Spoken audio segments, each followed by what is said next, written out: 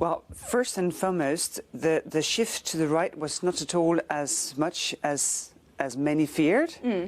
I was kind of saying, no, well, the centrist pro-European parties, they haven't even begun campaigning yet, when everybody said, oh, it will be an avalanche.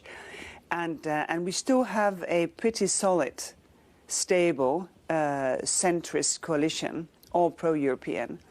And I think that is good news, because we are living in a world where things are really troublesome. So you need stability in leadership. You need to be able to get things done. And I think there will come a lot of changes in the next mandates. But I don't think that they will give up on competition. Because competition is a very important driver to be able to deliver to citizens. And if you want to give an incentive or a subsidy, also for businesses to make the most of that, they need to know that there is competition for it, because otherwise, you know, we will not be competitive without competition. But it feels from the outside, when looking at what's happening here, that competition policy itself is a bit at a crossroads, in the sense that we are hearing increasingly this need for more strategic autonomy out of the bloc. And at the same time, competition rules are so developed here, so entrenched in the way that things are done. Do you expect any sort of overhaul, reform of the competition rule book in the next 5 years? Well, it is a bit of a paradox, because if we look at what we consider sort of our global competitors, China and the US, they enforce competition, and they focus on competition as one of the drivers to make them more competitive. And I think it's really important to take note of that their competitiveness have not come from giving up on competition. That has come by, you know, focusing on competition. The Biden administration have done that in 3 different sequences, both with the new leadership of the DOJ and the FTC, then on the first package for competition measures, and then the 3rd package for competition measures. And I think it's important to also learn from that competition is part of the solution. You're more resilient if companies have suppliers to choose from. You're more resilient if you have customers to serve. If one customer fails you, you have others instead. So I think we have a very important discussion ahead of us. And so far, you know, for instance, our merger rules, they have shown to be sufficiently flexible. We can recognize, you know, digital competition, potential competition, competition in innovation, which is a really, really important issue. The Illumina Grail case is a good illustration of that. And the state aid rules, they have both been updated, but they are also shown that they are really sufficiently adaptable when we are in a very critical situation. The reason why I'm asking you is because I get to be in this privileged position, right? I hear from the business community, but also from the policymakers. And I'll just pick this example. There are several, but there's a recent example of a potential banking merger in Spain that didn't go ahead because authorities said it was not going to be good for consumers. And then I hear people such as Enrico Letta here in Brussels telling me that what we need is a stronger banking system, bigger banks that can compete with those in the United States. So how do you square this circle? But this is actually not an impossible equation, because what we need is to have more single market. For 10 years, we have been talking about a capital single market. The legislation is in place, 2 consecutive action plans, all fulfilled. What we need is for member states actually to implement. If you look at the telco sector, more or less the same thing. We have national market, national regulators, national rules that has grown up for national market to become walled gardens.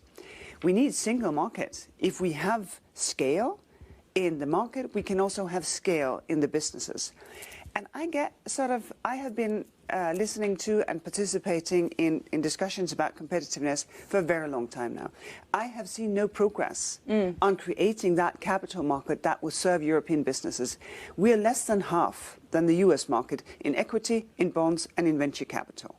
And that is only because of resistance to integrate and to have one internal market also for capital. So that resistance is coming from the member state level? Yes. And that's what you would like to see change going forward. That is why I want to see change, because if you want to push for competitiveness, you also need to push for what makes that happen. Right. Some states, though, some governments would argue that what they need is more leeway to provide subsidies. And you mentioned China, you mentioned the United States, we have the Inflation Reduction Act. The EV tariffs show that there's a clear concern here about subsidies given by Chinese authorities, too. Is there room here for European governments to step up the level of subsidies so then European companies have a more level playing field when you look at it from a global perspective? Well, two perspectives on that. First, we've become much better to defending ourselves against unfair competition, both with the trade defense mechanisms, the border adjustment mechanism, with the foreign subsidies regulation. But I think that the point is to realize that we can never outspend China or the US. We can spend strategically. We now have 10 of these important projects that have a common European interest. In total, in hydrogen, batteries, microelectronics, cloud, health, it's an investment in cutting-edge innovation of 100 billion euros. And that, I think, is a strategic way of using taxpayers' money, crowding in private capital in order to get what the market will not otherwise deliver. Instead of thinking of copying, I think it's important to find strategic ways of doing what we cannot otherwise get, and then, of course, enhance the European model, because the European model has been so successful. You know, we're actually delivering to our citizens. This is one of the few unions, whatever you call it, on the planet that delivers to citizens. And to conclude on this topic, though, there's several people raising concerns about the potential likelihood that the EU over the years will continue to fall behind against China, against the US. Ultimately, do you share this concern? Because it seems that in Europe, consumers have a choice, but they might not have the jobs. But we have the highest employment that we have had, I think, for I don't know how long.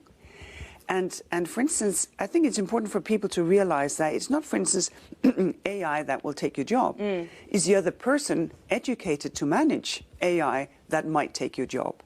And one of the things that Europe is good at is actually making sure that people can use their talent, get wiser over the lifetime.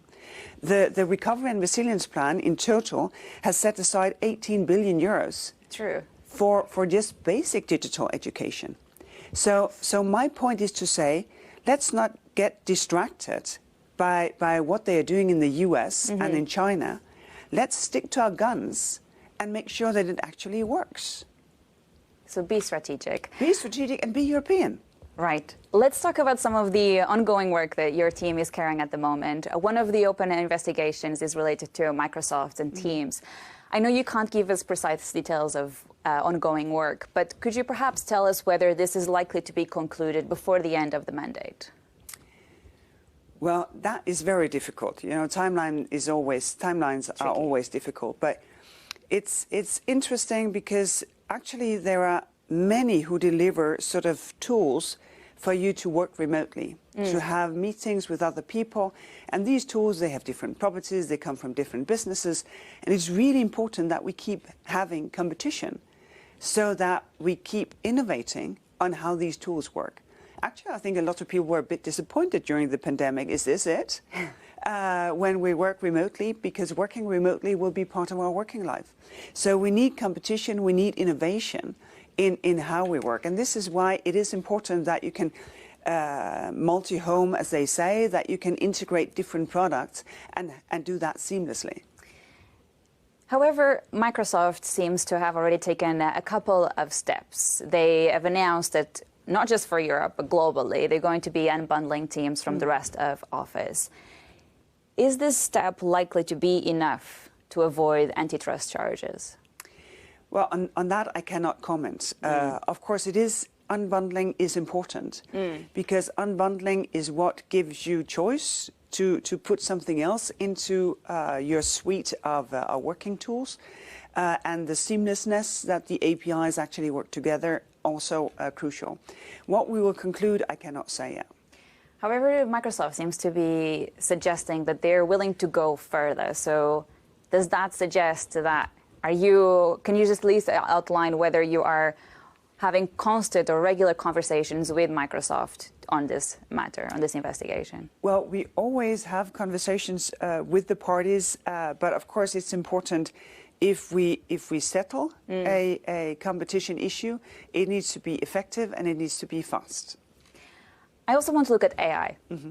I know there's also quite a lot of work ongoing on this front. You're also looking at some of the investments actually from Microsoft in the space with OpenAI in particular. There, the issue is more around whether it's following merger rules or not. Any update on that front, actually? Well, we hope to get a bit more information that we have asked for some of the internal documents in order to assess whether there's been a change of control. This is basically what we're looking at. And then, of course, with colleagues in other jurisdictions, we're also talking about whether we should see these different ways of organizing as a way of evading merger control. So far, we have no conclusions, but I think there is sort of a global watch out for what this may be, because it is important to be able to assess who's controlling what, because the AI tech race is not over yet. It has only begun. So it's really important that we do not get entrenchment of AI and big tech as we know it, but making sure that many can participate in the development of different types of AI, because we have so many use cases. So we do not just need a few large language models. Actually, we need a competing landscape. Looking at some of the work you've done over the last 10 years and looking at what's happening now on AI, it's very clear that the players you have been looking at, the big tech, are the same companies that are now in this AI race. Ultimately, is this the next challenge for competition policy? Do you need to pay even more attention now to generative AI? Well, I think we need to focus even more on speed. And here, of course, it's really great that we got the Digital Markets Act. Yeah. Because the core platform services that we're looking at, if they get hypercharged by AI, of course, this is something that we need to look at. How will that work? How will the ban of self-preferencing work if you put AI into your own services if others hadn't done that yet? So I think new questions will arise, but with the Digital Markets Act, actually, we have a very good tool to look at that. It's interesting you bring up the Digital Markets Act and at the same time DSA, the Digital Services Act. These are no doubt two big pieces of legislation that have marked the second mandate of competition policy. However, some policy experts are making the comment that yes, it was a good step, but it's not creating change. It's not leading the big tech to actually alter their behavior. What would be your response? Well, Compliance Day was 7th of March. And even though things are happening very fast, this is very recent. We now have 5 cases. We have more in the pipeline. And what I see is that with the Digital Markets Act, we get closer and closer to the business model. The changes that the DMA is demanding, they are changes that will touch the business model. Breakups even. Well, remains to be seen. But if you have to carry a second app store, well, of course, that will make a dent in your own app store. If you cannot promote your own services, but need to give room for competitors, rightfully, legitimately so, of course, that will potentially take away some of your own profits. So, of course, this will be a very difficult enforcement task, but even so much more rewarding, because the potential for the competitors of big tech, they are really, really big. And this is why the enforcement of the DMA, of course, is a top priority. Recent reports are suggesting that the next one in the line under the DMA legislation is charging Apple. Can you comment on that? Well, we have a number of Apple issues. I find them very serious. I was very surprised that we would have such suspicions of Apple being non-compliant. But of course, it remains to be seen. But they are very important because a lot of good business happens through the App Store, happens through payment mechanisms. So, of course, even though, I can say this is not what was expected of such a company, of course, we will enforce exactly with the same dedication and with the same top priority as with any other business. Soon? Hopefully soon. The reason why I'm also bringing up Apple is because companies such as Spotify have also raised issues with the new changes that Apple has put forward, that ultimately the bill that they would face now is the same or even bigger than what was in place before. And this is why I want to bring up the issue again of whether the DMA is actually leading to ultimate changes for the big tech. Or are they still hiding here in between some of the, within the law? Well, I think that you cannot judge the DMA before we've had the cases and before we have finalized them, because we have a toolbox of fines, of doubling fines, of potential breakup of companies. So we have a very strong toolbox to punish. And now the investigations are ongoing. And one of the things we're looking at, of course, is that if a new setup of a fee structure is de facto preventing businesses from having the benefits of the Digital Markets Act. And I think it is very telling that what we see is sort of businesses trying to evade what is 100% legitimate. It is European legislation. You have a good business here, then you're supposed to live up to the legislation where you do your business. And I expected cases. I was a bit surprised that we would have so many cases so soon and more in the pipeline. But I think it comes from the fact that we're getting closer to the business model. And because of that, of course, also the potential for other businesses to be able to compete for that business is so much bigger. And that, of course, is very encouraging for someone who believes in competition. So just to clarify, for those people that are worried about whether the Commission will enforce the DMA, your message is, yes, we'll be enforcing this. Not only will we be enforcing it, it will be a top priority. Because the thing is that it's difficult to make good legislation, but if it's only on paper, you should have saved yourself the trouble.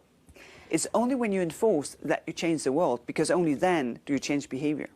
That leads me to my next point, which is you basically have 4 months left in this mandate. What would be, after 10 years in this role, what would be your advice for the next person that comes and is in charge of competition policy?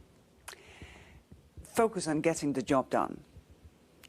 Everything in this world that we live in is about speed.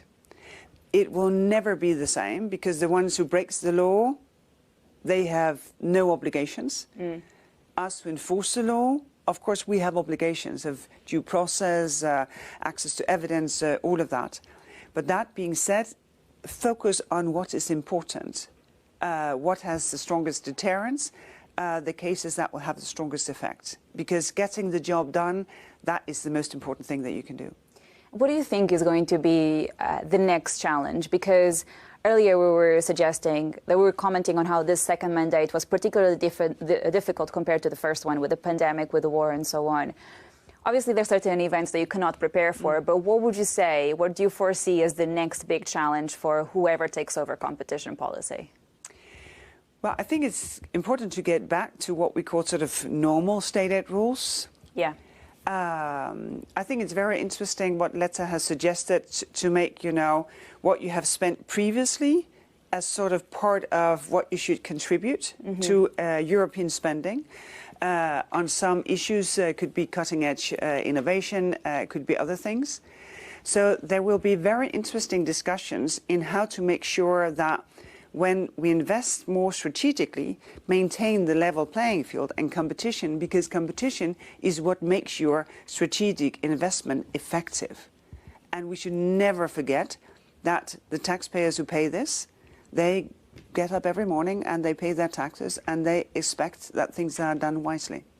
Before we conclude our conversation, I have to ask you, any idea of what you might do next once you finish your mandate here? Well, I may sleep for a month or so. Fair. Because this has been 10 years hypercharged. But other than that, the chances of a new mandate they're very, very, very slim. So I'm kind of looking forward to a new chapter.